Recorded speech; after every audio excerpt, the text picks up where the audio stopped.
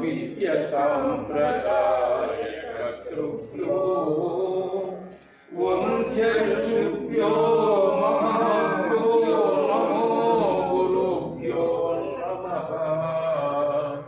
सर्वोपप्लवरहित प्रज्ञानघनप्रत्यगतो ब्रह्मैवाहमस्मि अहं पदार्थरहितः। दत्तात्रेय समारम्भा दत्तरामावधूतमध्यमा सदानन्दनागमपर्यन्ता वन्दे गुरुपरम्परा वन्दे गुरुपरम्परा। पार्थाय प्रतिबोधिता भगवता नारायणेन स्वयं व्यासेन ग्रथितां पुराणमुनिना मध्ये महाभारतम् अद्वैतामृतवर्षिणी भगवती अष्टादशाध्यायिनी अम्बा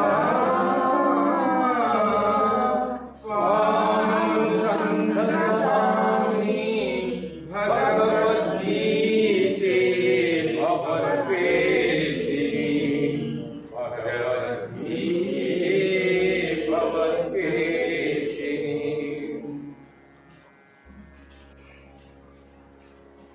जय श्री कृष्ण परमात्मకు सकल गुरुदेवुలకు पार्वतीपतये हर महादेव।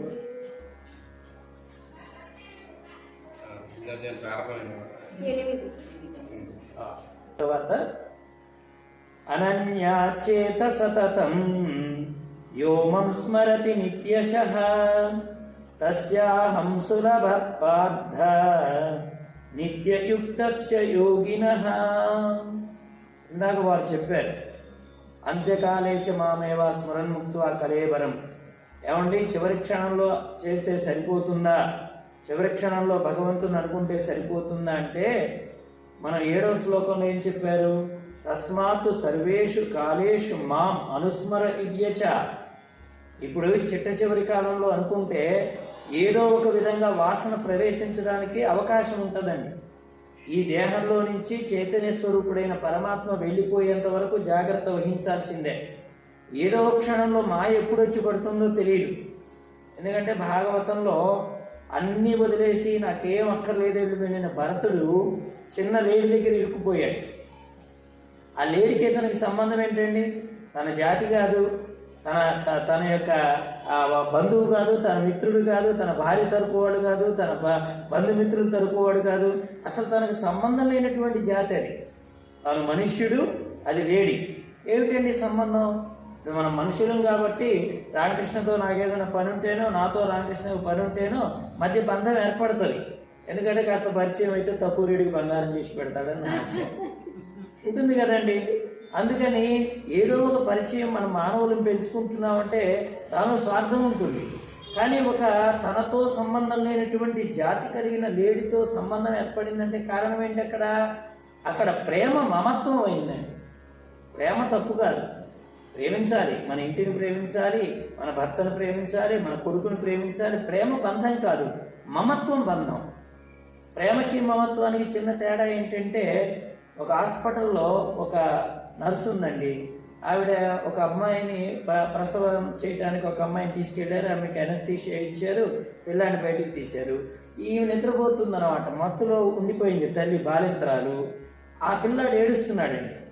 ఆ స్థితి తల్లి గమనించడంలే. కానీ కాన్పు చేసినటువంటి నర్సు ఉంది కదా, ఆవిడ డ్యూటీ దిగేసి ఇంటికి వెళ్తుందనమాట. డ్యూటీ ఎప్పుడో డ్రెస్ వేసుకుంటారు కదండి నర్సులు. ఆవిడ డ్యూటీ అయిపోయి ఇంటికి వెళ్తుంటే ఆ శబ్దం వినపడి ఆవిడేం చేసింది, ఆ పిల్లాడిని ఎత్తుకొని లాలిస్తుందనమాట. మామూలు డ్రెస్లోకి వచ్చేసింది ఆవిడ, సివిల్ డ్రెస్లోకి. చూసిన వాళ్ళు ఏమనుకుంటున్నారు, ఆ పిల్లాడికి తల్లి ఈవిడ కాబోలు. డ్రెస్ లేదు కదండి, డ్రెస్ లేదు, మామూలు డ్రెస్లోకి వచ్చేసింది ఆవిడ తల్లి అనుకుంటున్నారు. మరుసటి రోజు ఏం జరిగింది, ఆ పిల్లాడికి జ్వరం వచ్చింది. జ్వరం వచ్చేటప్పటికి నర్సు ఏడవటంలే. ఎవరు ఏడుస్తున్నారు? తల్లి ఏడుస్తుంది. ఎందుకని? నర్సుది ప్రేమ, తల్లిది మమత్వం. ఆ మమత్వం దుఃఖానికి కారణమైంది, ఆ ప్రేమ బంధనానికి కారణం కాలే. ఇప్పుడు ఆ పిల్లాడికి జ్వరం వచ్చిన నర్సు ఏడవదు, కానీ నర్సు ప్రేమను పంచుద్ది. ఆ పిల్లాడిని ఎత్తుకుంటుంది, దగ్గరికి తీసుకుంటుంది, కానీ మమత్వం లేదు అక్కడ. కాబట్టి మమత్వం బంధానికి కారణం. ఆ ప్రేమ అనేటువంటిది బంధరహితమైనది. ఆ మాయ ఎప్పుడైనా ఏ విధంగానైనా ప్రవేశించవచ్చు. అందువల్ల నిరంతరం నన్నే స్మరిస్తూ ఉండు, ఎల్లకాలాల్లో నన్నే స్మరిస్తూ ఉండు.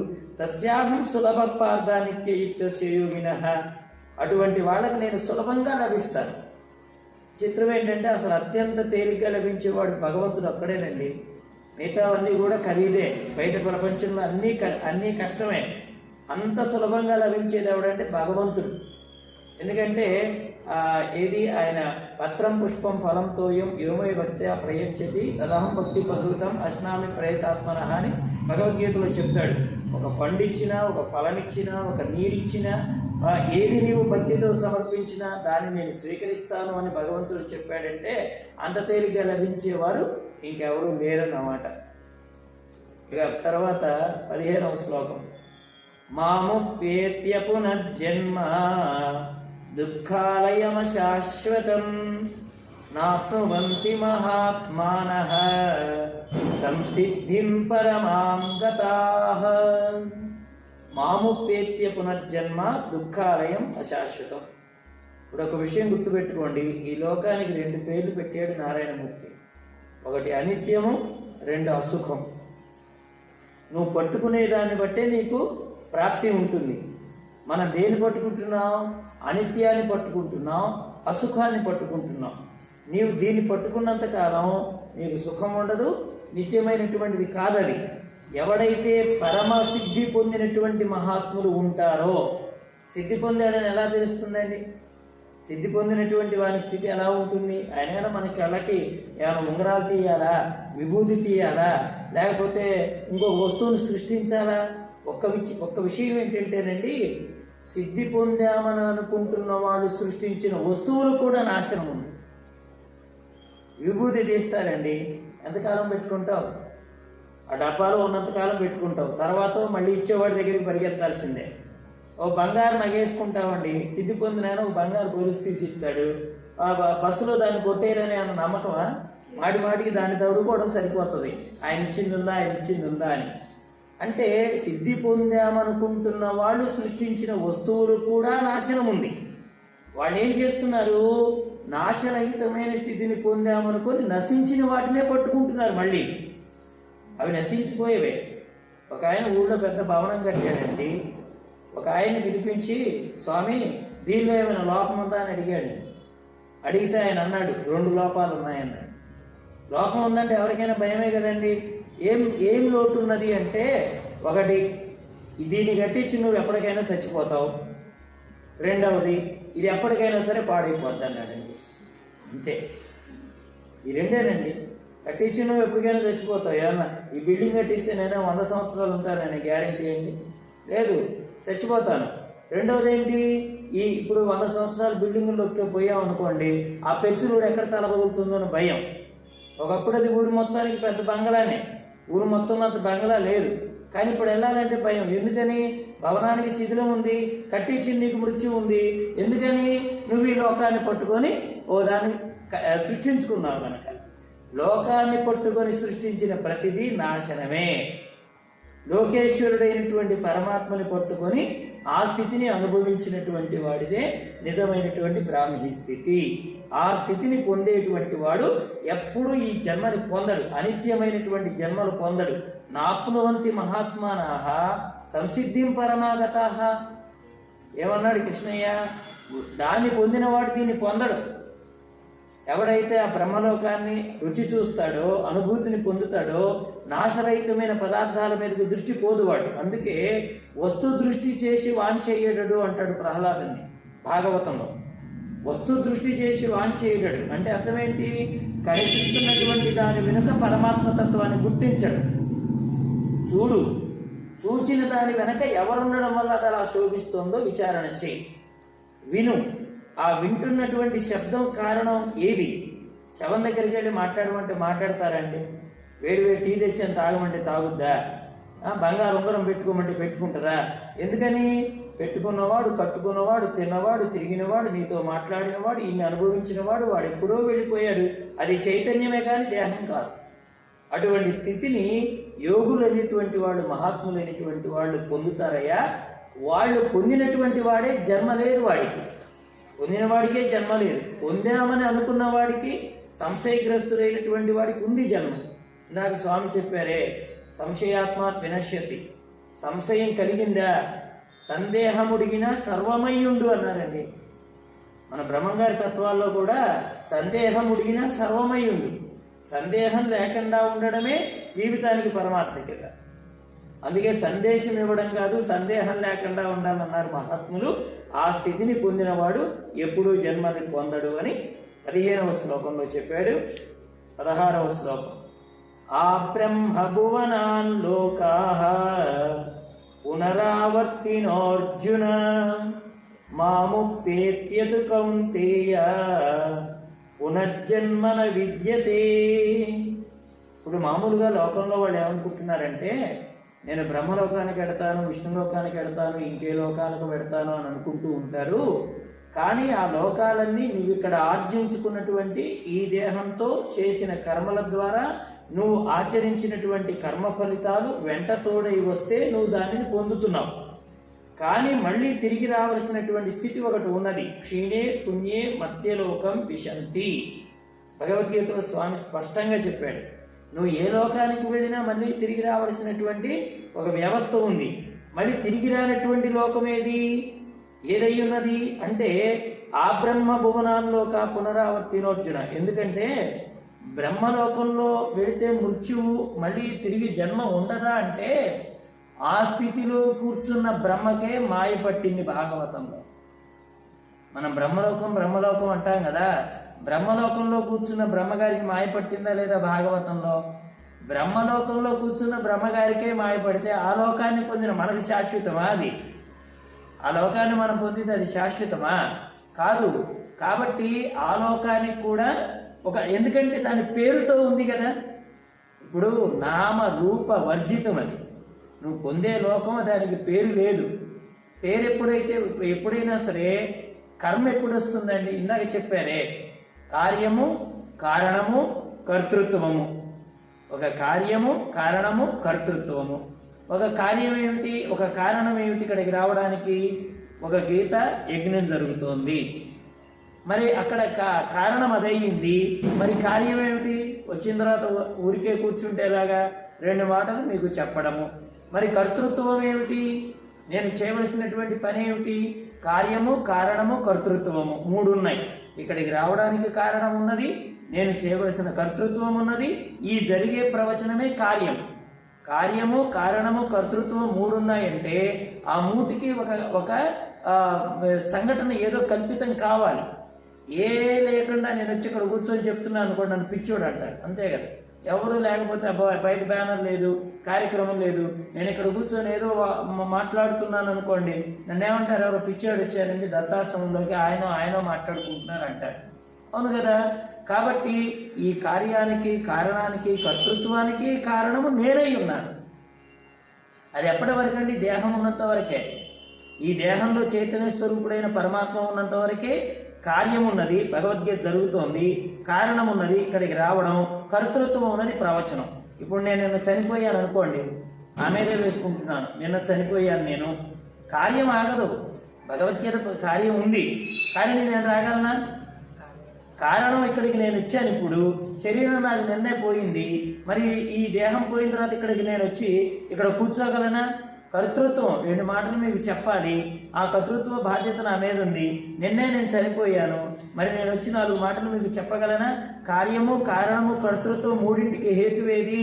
నాలో ఉన్న చైతన్యమేగా, నేను కాదు. నేను ఇక్కడికి వస్తానని వారితో చెప్పానండి, 16వ తేదీ వస్తానండి అని. 15వ తారీఖు నేను చచ్చిపోయాను. ఆయన 14వ తారీఖు చెప్పాడు ఫలానా ఆయన వస్తున్నాడని. మీరందరూ ఎదురు చూశారు. ఏడండి ఆయన అన్నారు. ఆయన నిన్నే చనిపోయాడండి అన్నారు. మరి కార్యం ఆగలేదు. ఇక్కడ కారణం ఆగటం లేదు. కర్తృత్వం నేను కాకపోతే స్వామివారు, లేకపోతే వారు ఎవరో ఒకరు కార్యం జరిగిపోతుంది. కానీ ఇది ఉండడానికి ఏది హేతు అయ్యింది? కార్యము, కారణము, కర్తృత్వం మూడిటికి హేతువేది? నాలో ఉన్న చైతన్యమే కానీ నేను కాదు. ఎందుకని? నేను చచ్చిపోయిన తర్వాత ఈ ఆశ్రమం ముందు నుంచే తీసుకెళ్తారండి నన్ను. ఈ ఆశ్రమం నుంచి ముందు నుంచి తీసుకెళ్ళినా నాకేమన్నా ఒక సంకల్పం ఉందా? లోపల గురువు గారు ఉన్నారు, నమస్కారం చేసుకోవాలి, పండు ఇవ్వాలి, దండం పెట్టాలి అన్న సంకల్పం ఉందా? ఏమో శవాన్ని మోసే వాళ్ళారా మీరు కాసేపు ఆగండి, లోపల నాగమామ గారికి దండం పెట్టుకొస్తానంటే మాట్లాడితే వాళ్ళు ఉంటారండి? మరి కార్యము, కారణం, కర్తృత్వం మూడిటికి హేతువేది? నాలో ఉన్నటువంటి చైతన్యమే.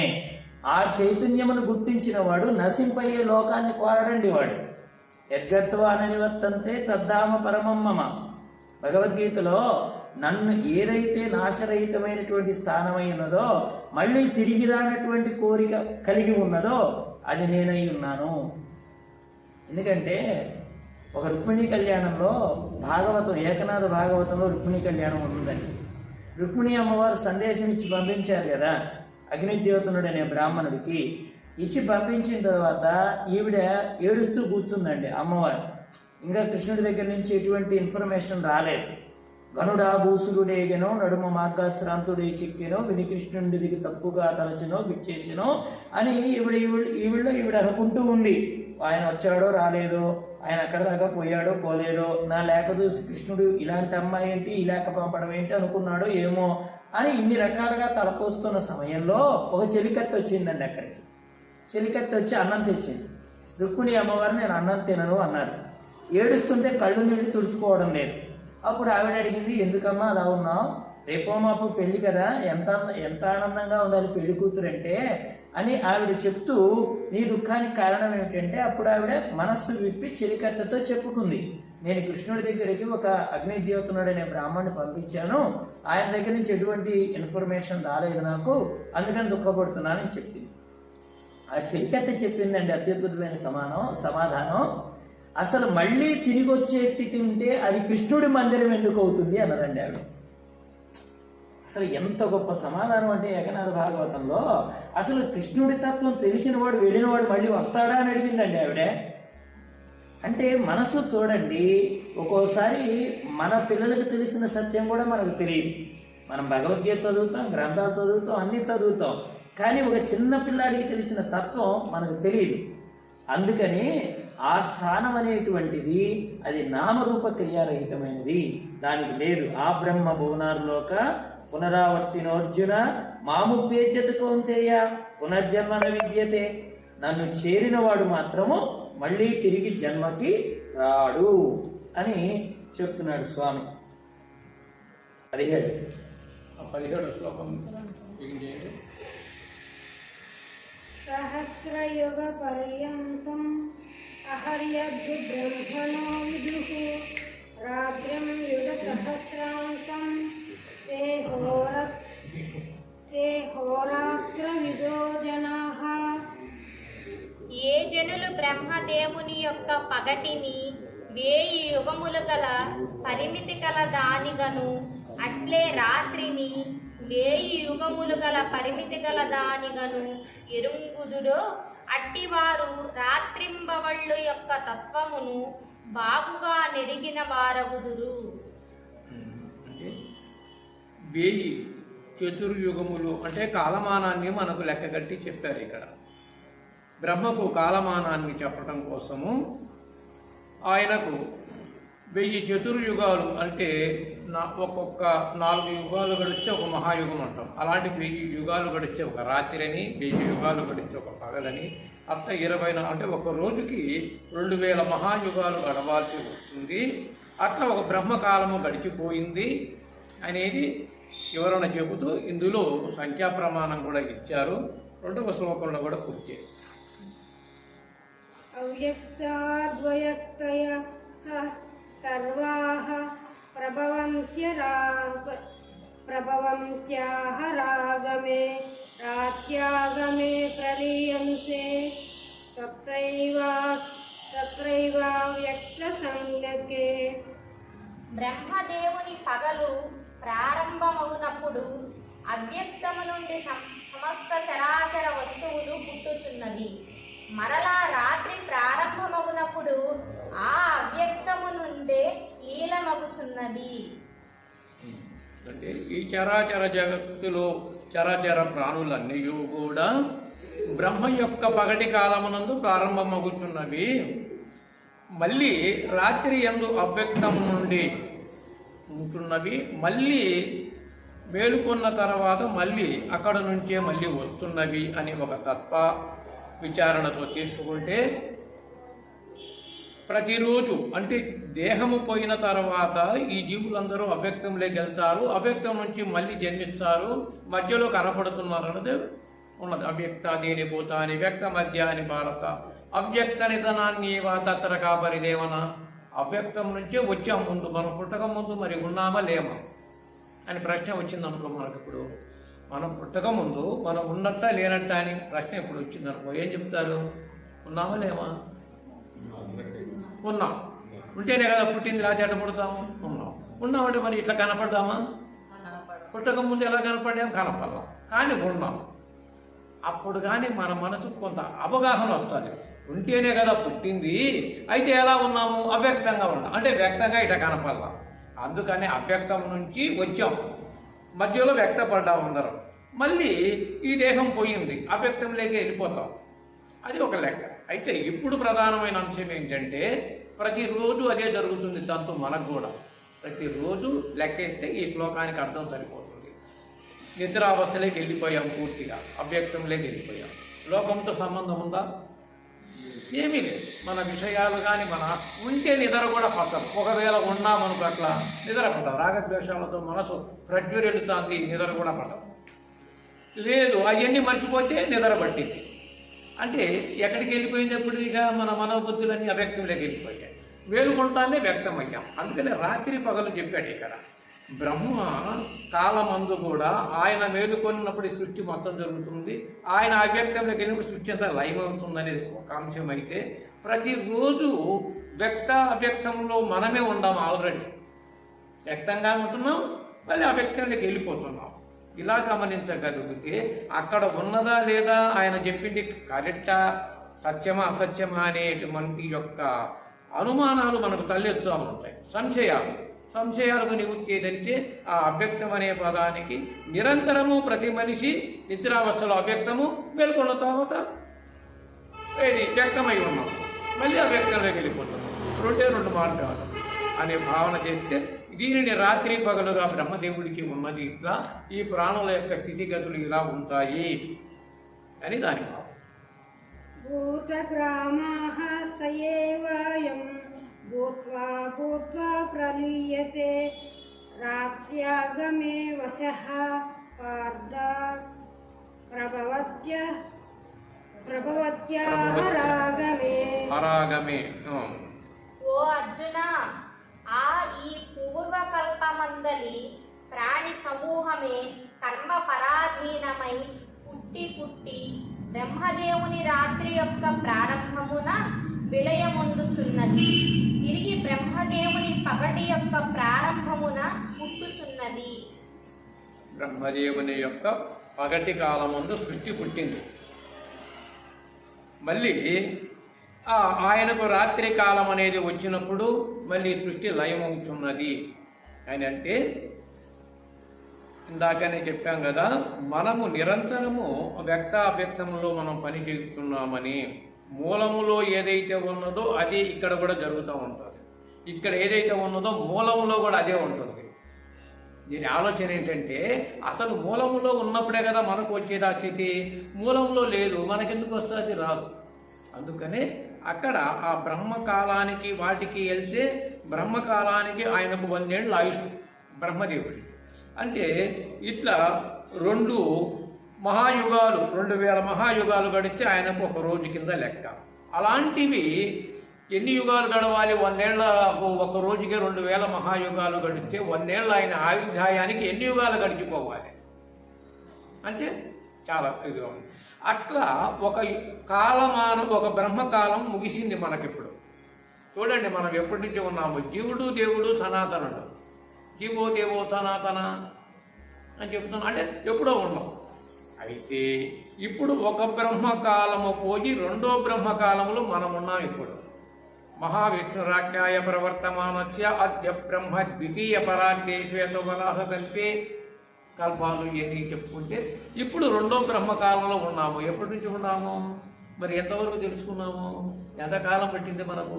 ఒక బ్రహ్మదేవుడి కాలం పోయింది, ఆయనకి అంత ఆయుష్ ఉంటే ఆయన కాలం పోయి రెండో బ్రహ్మకాలంలో ఇప్పుడు ఉన్నామని చిన్న పూజా కార్యక్రమంలో కూడా ఈ సంకల్పం చెప్తారు ముందు. అది ఏదో ఆయన మంత్రాలు చదువుతున్నాడని అనుకుంటున్నామే తప్ప మనం యథార్థంగా చెవులారా వింటంలా. అయితే ఒక బ్రహ్మకాలం పోయి రెండో బ్రహ్మకాలంలో మనం ఉన్నాము. కానీ ఇట్లాగే ఉంటున్నాం, జననము మరణము, గతించిన కాలం తెలియదు. అయినా సరే ఏదో అనుమాన ప్రామాణికంగా ఒప్పుకుంటా ఉంటాం. ఎవరెవరి ప్రారంభం అండి, అదండి ఇదండి అని. ఇది అన్నిటను సంశయాలు నివృత్తి చేసుకొనుట, జనన మరణాలకు అతీతమై కాలములో మరణము లేనిది ఏదైనా ఉన్నది అని అంటే అది నీ అంతర్యామి అయిన ఆ పరమాత్మకు ఒక్కడికే ఉన్నది. కాలములో దానికి మరణం లేదు. కాలాలు మరణము దేహాలకు, అంతేనా? విషయాలు వీటికి మరణాలు ఉన్నాయి కానీ దానికి మరణం లేదు కదా. ఆ మరణము లేని విషయం తెలుసు. నాకు మరణము లేదు, నా ఆత్మకు మరణం లేదు గట్టి నిర్ణయానికి వస్తే ఈ దోషాలన్నీ పటాపంచలైపోతాయి. దేహ భావనతో మనం చేసుకున్నంత వరకు ఈ దేహమే మనల్ని ఏడిపిస్తుంది, పీడిస్తుంది, నానా ఇబ్బందులు కూడా పెడుతుంది. అందరం ఇబ్బందులు ఎందుకు పడుతున్నామంటే దీంతోనే దేహ భావనతో ఉన్నాం, విషయ వాసనతో ఉన్నాం. ఇందాక మన శ్రీనివాసాచార్య గురువు గారు కూడా అదే అంటే దేహ భావనలు ఉన్నంత వరకు మనల్ని పీడిస్తున్నాయి. దేహాతీతమైనది నిజమైన తత్వం, దానికి మన యొక్క స్వస్వరూపము కూడా అలాంటిదే. స్వస్వరూపం ఏమి? దానికి ప్రత్యేకమైన రూపం లేదు. అది నువ్వై ఉన్నావనే భావన మనకు రావాలి. అది నేనై ఉన్నాను అని అంటే దాని స్వరూపం ఏమి? ఆనందమయమై, ఆత్మానందము అనగా చిదాకాశము. చిత్ అంటే ఆనందం, సత్తు చిత్తు ఆనందం, సచిదానందము అలా ఉంటుంది. అది బ్రహ్మ పదార్థం. రూపము నామము ప్రకృతి పదార్థం. రూపనామాలు ప్రకృతి పదార్థాలు. అవి మూడు ఉన్నాయి. సత్తు చిత్తు ఆనందము, రూపము నామము. రూపము నామమే వ్యవహారికం. రూపనామాలు లేకపోతే వ్యవహారికాలు ఉంటాయా? ఎక్కడా లేదు. అనగా రూపనామాలతో వదిలేసేసి నశించని బ్రహ్మ పదార్థాన్ని నీ వస్తువై ఉన్నది నువ్వు తెలుసుకో, అది దాని పరమార్థం. అట్లాగే ఆ బ్రహ్మకాలాన్ని అలా వర్ణిస్తూ బ్రహ్మతత్వాన్ని కూడా, ఆ బ్రహ్మ చేసే సృష్టి తత్వాన్ని కూడా ఇలా మనకు వివరించాడు. పరస్తస్మాత్ భావోన్యో అవ్యక్తో వ్యక్తాత్ సనాతనః యః సా సర్వేషు భూతేషు నశ్యస్తు నా వినశ్యతి. ఏ పరమాత్మ వస్తువు ఆ అవ్యక్తము కంటే వేరైనదియు, ఉత్తమమైనదియు, ఇంద్రియములకు వ్యక్తము కానిదియు, పురాతనమైనదియునో అయ్యది సమస్త ప్రాణికోట్లు నశించినను తాను నశించకనే ఉండును. ఇక్కడ మనకు ఒక విశ్లేషణాత్మకమైనది. వ్యక్త అవ్యక్తములు అనుకుంటున్నాం కదా, అవ్యక్తం లేకపోయినది మళ్ళీ వ్యక్తం అవుతాం. అంతేగా రాకడ పోకడలు ఉన్నాయి. వ్యక్త అవ్యక్తము అంటే రావడం పోవడం. ఇక్కడ దీనికి సంప్రాప్తమై ఉంటాయి. ముందు రాకడ పోకడల విషయం తెలుసుకున్నాక ఇక్కడ ఒక వివరణ ఇచ్చాడు. అవ్యక్తము కంటేను పరమైన విలక్షణమైన సనాతనమైనది అనగా శాశ్వతమైన నా పరంభావము, దానికి ఈ ప్రాణులకన్నిటికూ వేరుగా ఉన్నదేదో అది ఏ నా పరమ పురుషోత్తమైన పరంభావం ఒకటి ఉంటుంది అర్జున. అంటే ఈ రెండుకు వ్యక్త అవ్యక్తములకు వేరై ఉన్నది, శాశ్వతమై ఉన్నది, అది పరమోన్నతమైన పరతత్వము. అనగా ఈ భూతేశులకు అధిపతి అయిన బ్రహ్మతత్వం అనే దానికి ఇంకా వేరుగా ఉన్నదేదో అది ఈ యొక్క ఆ పరంధామమైన పరమ కైవల్య పదము. ఒకటే మాట చెప్పాలంటే కైవల్య పదం అనే ఒక పదం వాడతాం. అది పరమ కైవల్య పదం. ఈ వ్యక్త అవ్యక్తంలో జన్మలు వస్తాయి. ఏ పుణ్యాలు చేసుకుంటే పుణ్యలోకాలు, లేకపోతే మళ్ళీ నా ఈ లోకాలు ఇట్లా సంప్రాప్తమై లేదు. ఆ విషయము తెలుసుకోవడానికి వ్యక్త అవ్యక్తాలు వర్ణించారు. ఇక్కడ మనము సత్యాక ఎక్కడికి వెళ్తాడండి, మళ్ళీ ఎక్కడండి, ఇవన్నీ ఉంటాయి. సరైన విచారణ మన దగ్గర ఉండదు. అందుకోసము ఇవి ఎలా జరుగుతున్నదని దాన్ని నిర్ణయం చేసి దానికి ఒక బ్రహ్మను కర్తగా పెట్టి, ఆ బ్రహ్మకర్త తర్వాత వాటికి నేను ఆ బ్రహ్మకర్త కన్నా వేరుగా ఉన్నాను, ఆ బ్రహ్మ కన్నా నేను వేరుగా ఉన్నాను. అది నిజమైన పరిపూర్ణమైన ఆ పరబ్రహ్మ తత్వంతో చేరుకొని ఉంటుంది. అవ్యక్తోక్షర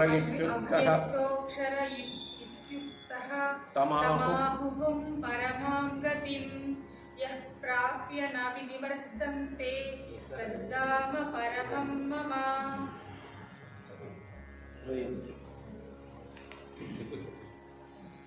ఏ పరమాత్మ అగోచరుడనియును నాశరహితుడనియు చెప్పబడెనో అతనిచే సర్వోత్తమమైన ప్రాప్య స్థానముగా చెప్పుచున్నారు.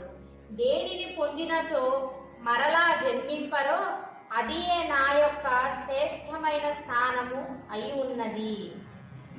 అంటే అవ్యక్తోక్షర తమాహు పరమాంగతిం అనగా ఈ అక్షరుడు అనే యొక్క ఇదే ఎరుక ఒక గుర్తు ఉంటుంది. అంటే ఒక ఇత్తనంలాగా గుర్తు ఉంటుంది.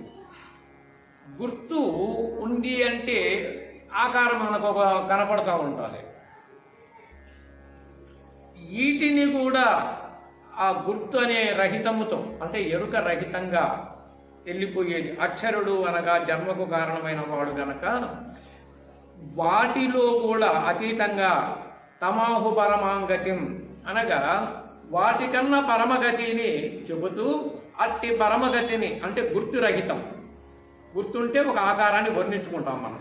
గుర్తు కూడా లేదు. గుర్తురహితమైన అటువంటి పరంధామ తత్వం నీకు సంప్రాప్తమైనప్పుడు ఇహ ప్రాప్యన నివర్తంతే దద్దామ పరమమ్మ. అలాగే అట్టి వారు ఈ యొక్క నా చితినే నా పరంధామాన్ని పొందుతారు. వారికి ఇక మళ్ళీ తిరిగి వచ్చే జన్మలు అంటూ ఉండవు. అంటే సంపూర్ణంగా జీవుడే దేవుడు, జీవుడే ఒకటే జడ్జిమెంట్, జీవుడే దేవుడి. జీవుడే దేవుడు అనే పదం వింటానే ఉంటాం. కానీ ఎప్పుడయ్యాడు జీవుడు దేవుడు? ఇంత స్థాయికి వెళ్తే అయ్యాడు. అంతేనా? ఇప్పుడు జీవుడే దేవుడు అండి, నరుడే నారాయణుడే అండి అని ఇవన్నీ చెప్పుకుంటా ఉంటాం. కేవలం వ్యావహారికంగా మాట్లాడుకోవడం కానీ మాట్లాడినంత మాత్రం అవుతామా?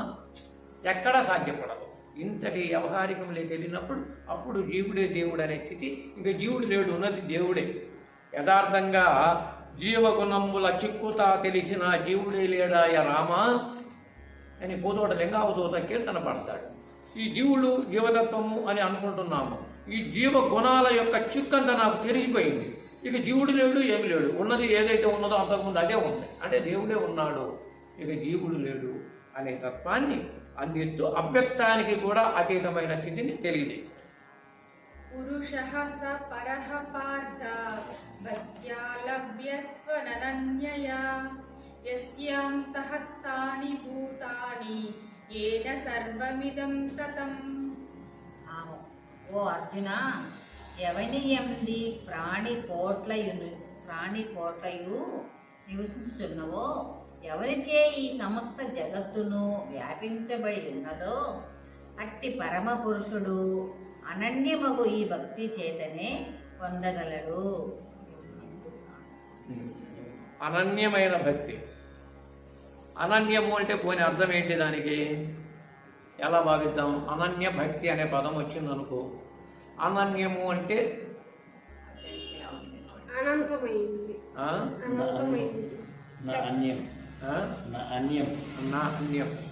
అనన్యం. నా అంటే లేదనేది వస్తుంది. నా అన్యం, అన్యత అనేది ఇంకొకటి లేదు. అనన్య భక్తి అంటే అది తప్ప రెండవది లేదు. అందుకని నేతి మహావాక్యాలు ఎన్నైనా ఉండొచ్చు. మనం చదువుతున్నాము, దయలో ఆరాధనలు చేస్తున్నాము, పూజలు పునస్కారాలు నోములు వ్రతాలు నడుచుకుంటున్నాము. ఏమైనా తప్పు పడతాం ఎవరమైనా? తప్పు పని అని ఎవరమంతా మనం అంటే అవి అన్నీ కూడా నేతి మహావాక్యాలే. కానీ అయినప్పటికీ ఇది కాదు ఇది కాదని పోతుంది. ఇప్పుడు ఏమవుతుంది? తీసేస్తూ వస్తున్నాడా పరమాత్మ? ఇది కాదు ఏది కాకుండా ఉంటుంది అట్లాగే. దానికి ఇది కాదంటానికి వీలు. అది సత్యమై ఉంటుంది, అది పరిపూర్ణంగా ఉంటుంది అనే తత్వం అక్కడ మనకు వ్యక్తపడుతుంది. అందుకనే విచారణ ఇంత స్పష్టంగా జరిగినప్పుడే ఆ స్థితికి ఈ విషయాల యొక్క స్థితిని మనము దాటగలం. యత్ర కాలే త్వనావృత్తిం అవృత్తిం చైవ యోగినః ప్రయాతా యాంతి తం కాలం వక్ష్యామి భరతర్షభ.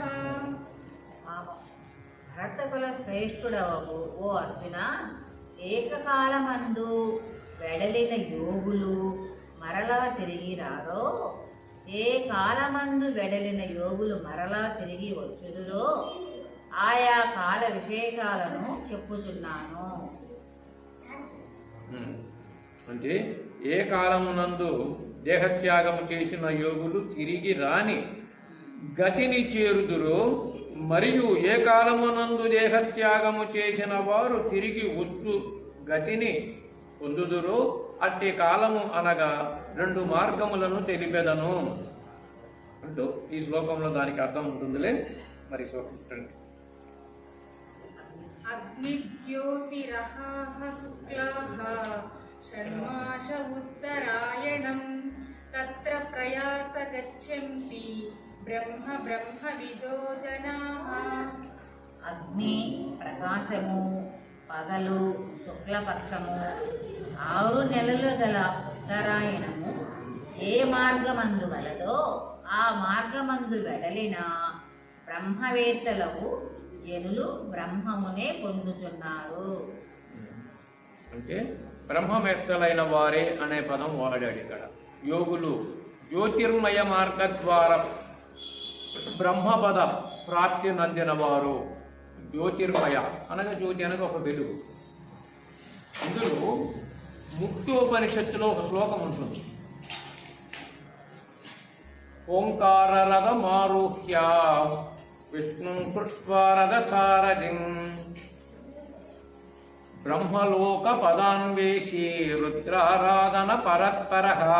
నిరంతరము ఆ బ్రహ్మతత్వముని అనగా త్రిగుణాతీతమైన బ్రహ్మతత్వముని స్మరిస్తూ అది ఏ శాశ్వతమైనది అని భావన ఏదైతే వచ్చిందో మిగతా పదార్థాలన్నీ ద్వంద్వములు లేదా నశించుటలు జరుగుతూ ఉంటాయి. కానీ అట్లా కాకుండా ఎప్పుడూ ఏకరీతిగా ఏదైతే ఉన్నదో అట్టి స్థితిని స్మరించు వారికి ఆ ముక్తోపనిషత్తులో ఏమిచ్చాడు? ఓంకారం అనే రథం వస్తుందంట ఈ ఆత్మకు. ఓంకార రథమారుహ్య విష్ణు కృత్వారథ సారథి. తీసుకెళ్లేవాడు ఎవరు? విష్ణువే. అంటే ఒక అంతటి అద్వితీయమైనటువంటి ఒక స్థితికి ఆ ఆత్మకు ఒక కలిగేటువంటి మార్పును చెప్పాడు. ఎవరికి? బ్రహ్మలోక పదాన్వేషి. ఎప్పుడు ఆ బ్రహ్మతత్వ లోకాన్నే అన్వేషణ తప్ప రెండో అన్వేషణ తనకు లేదు. రుద్రారాధన పరత్పర. రుద్రారాధన అనగా ఈ తేజస్సు ఆత్మ. అలా అందులో ఆ బ్రహ్మతత్వం లేక ఇది పోయి అది అంతటా ఉన్నదేదో ఇది కూడా అంతే ఉన్నది. అంతటా ఉన్నదేదో అంటే ఇక్కడ ఒక వింటున్నాము, చదువుతున్నాము, చెప్తున్నాము అంటే అనేది ఏమీ లేదు, వినేది అయితే చాలు. వినాలి కదా, ముందు ఎవరిమైనా వినాలి. వినేది ఏమీ లేదు, కనేది అయితే చాలు. అంటే వినేది ఏముంది, కనాలి కదా, అంతే కదా. విన్నదాని అనుభవం లేదు, రావాలి కదా. కనేది కూడా ఏమీ లేదు, కనేది కూడా ఏమీ లేదు. కనేది ఉంటే మళ్ళీ వినేది వస్తుంది, వినేది ఉంటే కనేది వస్తూ ఉంటుంది. ఈ 2 పనిచేస్తూ ఉంటాయి. అందుకనే కనేది ఏమీ లేదు, తానేదో తానైతే చాలు. నువ్వేదో అది అయి ఉంది. అసలు నీ స్వస్వరూపానుసంధానం లేదు, అది అయితే ఇంక అనేది లేదు, కనేది లేదు. అట్లా కాకుండా ఈనేది కనేది పెట్టుకుంటే మళ్ళీ నువ్వు వస్తావని ఇందాక విచారణ ఎలాగో దానికి పెద్దల యొక్క మనకు గురు పరంపరగా అందించిన సందేశం కూడా ఇది. భూమి రాత్రి స్థగా కృష్ణః షణ్మాస దక్షిణాయనం తత్ర చంద్రమాసం జ్యోతిర్ యోగి ప్రాప్య నివర్తతే. ఒక రాత్రి కృష్ణపక్షము 6 నెలలు గల దక్షిణాయనమునకు ఏ మార్గము గలనో ఆ మార్గమున సకామ కర్మయోగి చంద్ర సంబంధమైన ప్రకాశము నుండి మరలా వెనుకకు వచ్చుచున్నాడు. అంటే ప్రాణాలు ఇక్కడ ఒక మన లోకాచారంగా తెలుసుకోదగిన అంశాలు. మానవులు ఇక్కడ ఇది ఉత్తరాయణము దక్షిణాయనము 2 ఆయనాలు ఉన్నాయి. ఈ అయనాలు ఈ జీవులు పోయేదాన్ని కొంత వివరించాడు ఇక్కడ. అట్లే సకామ కర్మ యోగులు ధూమ మార్గమున స్వర్గాది లోకములను చేరుదురు. దేహత్యాగము చేసిన ఈ సకామ కర్మయోగులు క్రమముగా రాత్రి కృష్ణపక్ష దక్షిణాయనమునందు వీరు ప్రాణాలు పోయిన వారు అలా ఉంటారు. కృష్ణపక్షము బహుళపక్షం 2 పక్షాలు ఉన్నాయి. శుక్లపక్షము కాకుండా కృష్ణపక్షము వెళ్ళిన వారు ధూమాది మార్గము, పొగ, ధూమం అంటే పొగ, అంటే ఒక ఆవిరి రూపంలో ఆత్మలు పైకి వెళ్ళిపోతాయి. వీరు ఈ కర్మయోగులు సకామ కర్మలు ఏదో మంచి ఉత్తమ చేసిన శుక్లపక్షం అంటే అమావాస్య నుంచి పౌర్ణమి వరకు శుక్లపక్షం. పౌర్ణమి నుంచి అమావాస్యకు బహుళపక్షం, అమావాస్య నుంచి పౌర్ణమి దాకా శుక్లపక్షము బహుళపక్షం. శుక్లపక్షం వేరు, కృష్ణపక్షం వేరు. కృష్ణపక్షం అన్నా బహుళపక్షం అన్నా 2 ఒకటే. కృష్ణపక్షం శుక్లపక్షం అంటే కొంచెం శుక్లంలో చంద్రకాంతులు పెరుగుతాయి, కృష్ణపక్షంలో చంద్రకాంతులు పెరుగుతాయి. అట్లా ఈ పక్షాలని మనకు జరణ మరణాల్లో వ్యక్తులు చనిపోయినప్పుడు ఒక విచారణ ఉన్నది కదా. వీళ్ళు ఏకాదశి ఉత్తరాయణ పుణ్యకాలం అని భీష్మ వెళ్ళినట్టు ఈ దానిని ఇక్కడ కొంత వివరణ ఇచ్చాడు. ధూమాది మార్గమున కృష్ణపక్షములు వెళ్ళేవాళ్ళు దక్షిణాయనమై ఉండి కృష్ణపక్షములు వెళ్తే వీళ్ళు ధూమాది మార్గంగా సకామ కర్మలు చేసిన వారు కొంత లోకానికి స్వర్గలోకాలు కూడా వీళ్ళకి సంప్రాప్తం అవుతాయి. ఆ పుణ్యాలు అనుభవిస్తారు, తిరిగి వస్తారు. కానీ వారు అచట చాంద్రమాన జ్యోతిని పొంది అనగా తమ శుభకర్మ ఫలములను అనుభవించి తిరిగి భూలోకమునకు మళ్ళీ చేరుకుంటారు. ఈ భూలోకానికి అట్టి వారు చేరుకుంటారు. ఇంకా శుక్లపక్షానికి వస్తుంది. శుక్లకృష్ణే గతీయతే జగతః శాశ్వతే మతే ఏకయా యత్యానావృతిం అన్యయా వర్తతే పునః. ఈ శుక్ల కృష్ణ మార్గములను రెండును జగత్తునందు శాశ్వతముగా నుండును శాశ్వతముగా నుండునని తలంపబడుతున్నవి. అందు మొదటి దానిచే జన్మరాహిత్యమును, రెండవ దానిచే మరలా జన్మమును మనుజుడు పొందుచున్నాడు. అంటే ఈ 2 మార్గములు శాశ్వతంగా ఉన్నవి అంటే అంతే కదా. 2 అయనములు శుక్లపక్షము బహుళపక్షము లేదా కృష్ణపక్షం అని అంటే ఈ 2 ఉంటున్నాయి. మళ్ళీ పోతే మళ్ళీ అయ్యే వస్తాయి. ఈ ఇంకా మానవుడు తను వదిలేటప్పుడు వీటిల్లోనే జరుగుతుంది కనుక ఇంకొకటేమీ లేదు. అయితే ఇక్కడ ఈ కృష్ణపక్షములో పోయేవారు పితృయానం, శుక్లపక్షంలో పోయేవారు దేవయానం. దేవయానము పితృయానము 2 యానములు ఉన్నాయి. దేవయానము పితృయానం అనేది ధూమాది మార్గం, దేవయానం అనేది తేజో రూపమైన యానం. అనగా వీరు ఒక ముక్తి పదాన్ని పొందుతారు. ఇకపోతే అధమాదములు అనేటువంటి ఇది ఒకటి వస్తుంది. అధములంటే ఇంకా ఏదో కొంతకాలం ఈ గాలిలో వాతావరణంలో ఈ భూతాల్లోనే సంచరిస్తూ మళ్ళీ ఆశపాశాలు పెట్టుకొని ఉంటే ఇక్కడే అనేక రకాల ప్రాణులకు పుడుతూ గిడుతూ ఉండేటివి అధమ యానం. అధమము ధూమాది మార్గము, అక్షరాది మార్గము. అక్షరాది మార్గం అనేది శుక్లపక్షమున తేజో మార్గమున వెళ్ళిపోతారు వాళ్ళు. అట్టి వారికి వాళ్ళకు ఈ పునర్జన్మలు నానా జన్మలు ఎత్తే స్థితి వారికి సంప్రాప్తము కలగదు. ఇట్టి పితృమార్గయానములో వెళ్ళిన వారు తిరిగి మళ్ళీ జనన మరణ ప్రవాహంలో ఉంటారు. అంటే కర్మల యొక్క యాసంగాలు తగులుకొని ఏదో నేను ఆ కర్మ చేశాను ఈ కర్మ చేశానని భావన కలిగిన వారు మళ్ళీ పుడతా ఉంటారు. తర్వాత నైతి శృతి పార్థ జాననన్ యోగి ముహ్యతి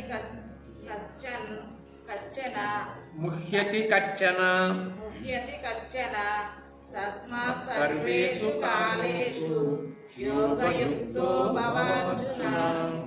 ఓ అర్జున, ఈ 2 మార్గములను ఎరుంగునట్టి యోగుడెవడును ఇక మోహమును పొందడు. కాబట్టి నీ వెళ్ళకాలమందును యోగయుక్తుడవు కమ్ము. అంటే తత్వ విచారణ. ఇప్పుడు ఇంత విచారణ చేస్తున్నాం, దీన్ని తత్వ విచారణ అనగా మన ఆత్మతత్వాన్ని దేహతత్వాన్ని విచారణ చేసుకున్నట్టు. ఇదంతా ఇలాంటి విచారణ చేసుకున్నవాడు మోహము పొందడు. తెలిసిపోతుంది కదా తనకు ఆ విషయాన్ని. అట్టి విచారణ చేసుకొని దాన్ని తెలుసుకొని ఆ భావనతో నడుచుకునేటువంటి వాడు మోహరహితుడవుతున్నాడు. కాలములందును సమత్వ బుద్ధి తాను పొంది ఉన్నది ఉన్నట్లు తెలుసుకున్నవాడు ప్రత్యేకంగా సంశయాత్మకమైన భావాలు తన దగ్గర ఉండవు గనక తాను యోగ యుక్తో భవార్జున. అంటే ఈ కాలముల యందు కూడా తస్మాత్ సర్వేషు కాలేషు యోగయుక్తో భార్జున అనగా తస్మాత్ అనగా జాగ్రత్తగా గుర్తెరిగిన వాడు యోగయుక్తుడు అవుతున్నాడు. ఈ భవబంధాలకు అతీతంగా తాను ప్రయాణం చేస్తాడు. వేదేషు యజ్ఞేషు తపస్సు చైవ దానేషు యత్పుణ్యఫలం ప్రతిష్టం అత్యేతి తత్సర్వమిదం విదిత్వా యోగి పరం స్థానము పైకి చాద్యమం.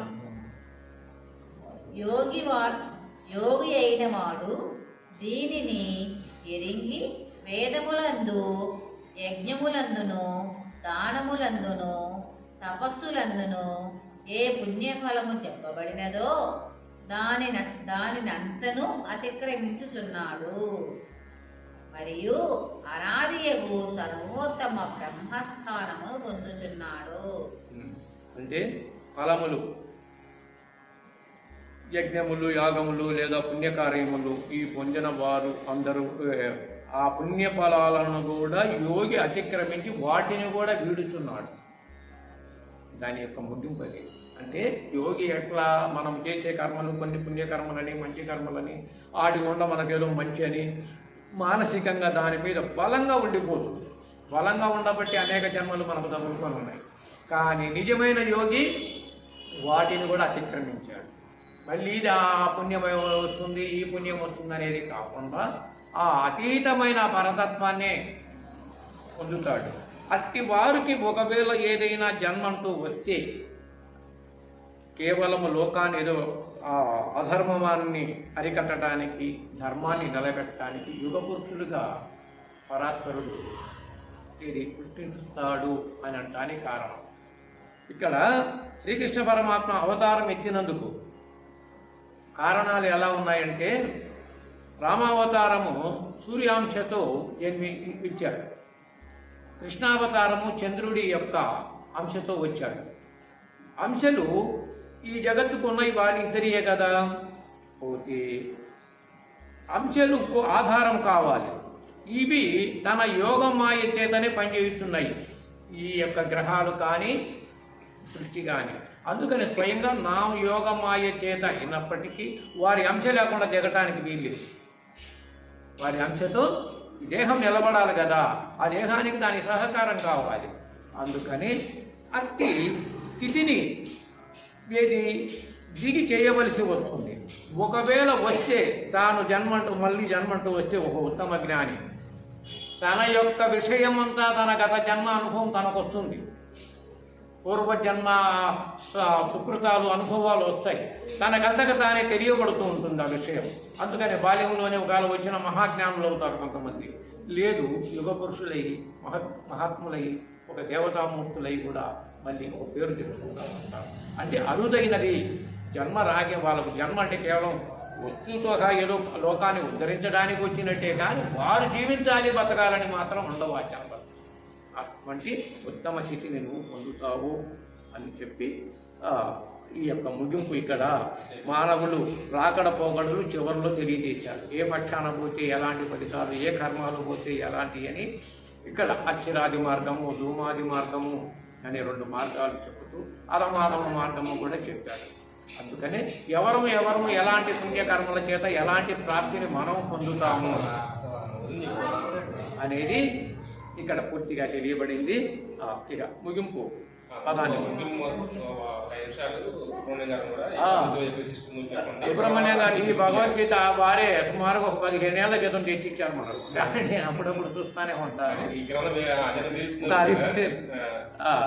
సరే, వారు ఒక ఇక్కడ మనతో సాంగత్యం ఉన్న ఇంకా మరి ఏజల్లా గురువుగారి పూర్తి పేరేంటి? నేను అక్కడ కూడా వెళ్ళి ఎంతో సాంగత్యం చేస్తూ ఏదైనా ఒక మంచి మార్గంలోనే ఉంటూ వారి మార్గంలో ప్రశాంతంగా ఉన్నారు. ఏ సమస్యలు వచ్చినా వీరి యొక్క ధర్మపత్ని కొంత అనారోగ్యంగా చాలా కాలం ఉన్నారు. అయినప్పటికీ తన మార్గంలో ప్రశాంతంగా ఆమెకు చేయవలసిన సేవలు చేసి కూడా ఆ యొక్క సద్గతిని కలగజేశాడు. ఇక వీరు సంపూర్ణంగా ఒక మంచి ఆధ్యాత్మిక ఒక గురుతత్వమైన భావంలోనే ఉన్నారు. అందుకని వారి అభిప్రాయాన్ని ఒక 5 నిమిషాలు మనకు తెలియజేస్తారు.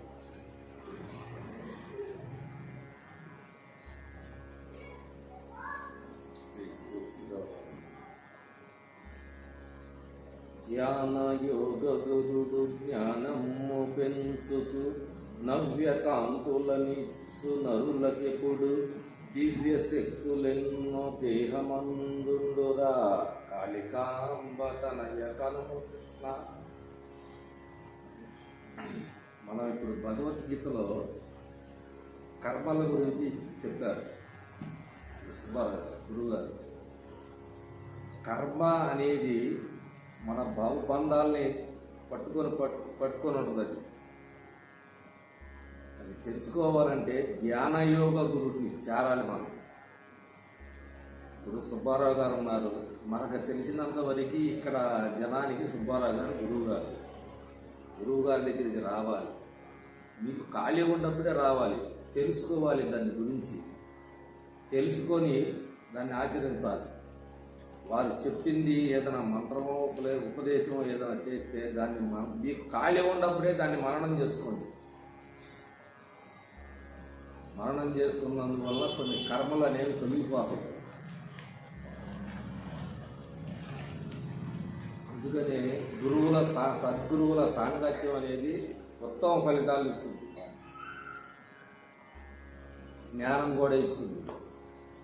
ఆ జ్ఞానం కోసమే గురువుల దగ్గరికి రావాలి. మనం భగవద్గీతలో మామూలుగా కట్టే కొట్టే తెచ్చే అని చెప్పి వచ్చేస్తుంది పుస్తకాల్లో కూడా. అట్లా కాకోకుండా అది ఎలా రావాలంటే కర్మలు అంటే సత్కర్మలు చేసినప్పుడే మనం భగవంతుని కృష్ణార్పణం అనుకోవాలి. మనం ఏ కర్మ చేస్తే ఆ కర్మ చేసి కృష్ణార్పణం అంటే కుదరదు. అక్కడ 1కి 2 మైనస్లు పడతాయి. అక్కడ అది తెలుసుకోవాలి ముందు.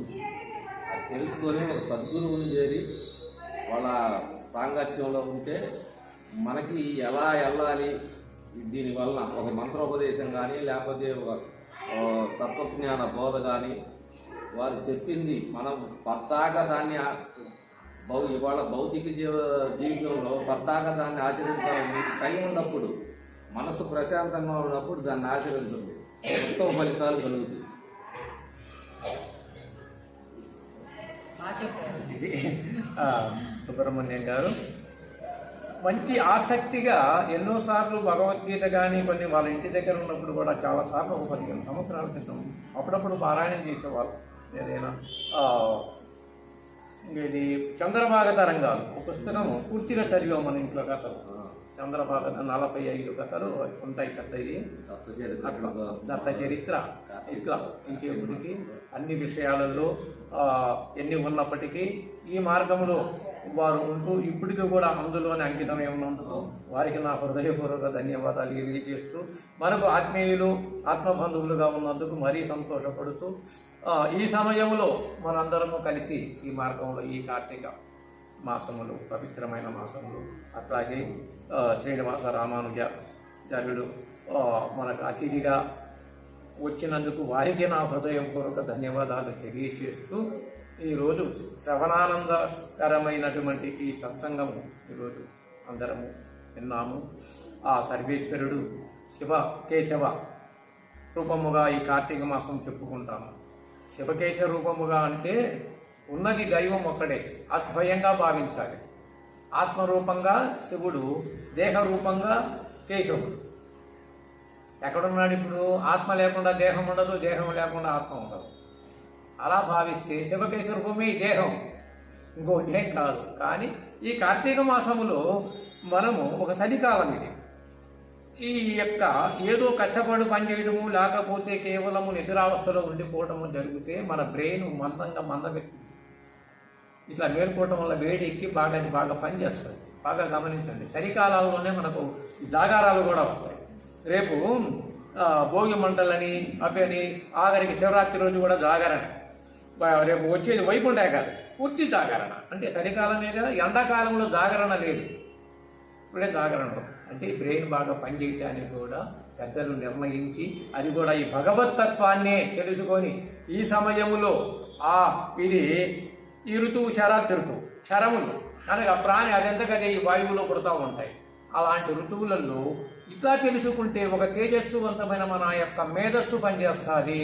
అట్లా కాకుండా అజ్ఞానముతోనూ అవిద్యతోనూ ఉంటే ఆ మెదడులో కూడా ఒక చైతన్యాన్ని కోల్పోతాం. చైతన్యవంతంగా తేజస్సు కనుక అది పనిచేస్తా అంటే మనకు ఆయురారోగ్య భాగ్యాలు అక్కడే ఆమిరి ఉంటాయి. ఆయుష్ ఉండాలి, ఆరోగ్యం ఉండాలి, భాగ్యము కలగాలి. ఎక్కడున్నది? పరాత్పరుడి యొక్క అనుగ్రహం మీదను అది చైతన్యవంతంగా ఉండటం మీద ఉంటుంది. దానిని మనం సరిగ్గా సద్వినియోగం చేసుకోలేదు, ఏమవుతాము? పోగొట్టుకున్న వాళ్ళం అవుతాం. అంతే తప్ప వేరే అలాంటి భావన అయితేనే శ్రద్ధ కలుగుతుంది అందరికీ. పూర్వము అనేక యుగాల నుంచి కాలం నడిచింది కూడా అంతే. కానీ రాను రాను ఇప్పటికి కూడా ఇప్పుడు వీరు మేమిద్దరం ఎక్కడికి మారుమూల గ్రామాల్లో బాగా వెళ్తూ ఉంటాం సత్సంగాలకి. పల్లెటూరు వాతావరణంలో బాగానే ఇది భక్తి స్థిరతలతో ఉంటున్నారు. ఒకప్పుడు 30 ఏళ్ల క్రితం మా అమ్మగారు ఉన్నప్పుడు ఒక పల్లెటూరు మార్గంగానే ఉన్నది మంగళగిరి కూడా. ఎంతో వర్షం వచ్చి ఇదంతా సిమెంట్ రోడ్లే కాదు, బురద మట్టి, ఇంత లోతు మోకాలోతు దిగబడినప్పటికి కూడా జనం వచ్చి భజనలో అప్పుడు పూరిళ్ళు ఉన్నాక వర్షం వచ్చని ఇల్లు కారినా కానీ అమ్మ బోధలు కానీ మంచి భజన కార్యక్రమాలు అని వెళ్ళిపోయారు. ధనవంతులయ్యాక మానేశారు. ఎప్పుడంటే ఇక ధనవంతులు, వ్యాపారాలు, ఉద్యోగాలు, పిల్లలు, ఆ రోజు పిల్లలను కూడా ఎంట పెట్టుకొని వచ్చేవాళ్ళు. పిల్లలు కూడా వినాలిరా గురుగారి దగ్గర అని అనేవాళ్ళు. ఆ రోజు అంత ప్రసాదమైన బ్రహ్మ పదార్థంగా తీసుకున్నారు. ఇవాళ ప్రసాదాలు చేయడానికి అందరికీ బాగానే ఉన్నాయి సదుపాయాలు, ఆ రోజు ఉన్నంత ఇబ్బందులు ఇవాళ లేవు. కానీ ఆ రోజులో ఉన్నటువంటి నిశ్చలమైన ఆ దైవం మీద ఉన్న భక్తి శ్రద్ధలు ఇవాళ తగ్గి దేని మీద పెడితే ధనము మీద, ఆలోచనల మీద, వ్యవహారికం మీద, వాటి మీద శ్రద్ధ పెరిగింది. దీనికి టైం చాలటంలా, దీనికి టైం కుదరటంలా.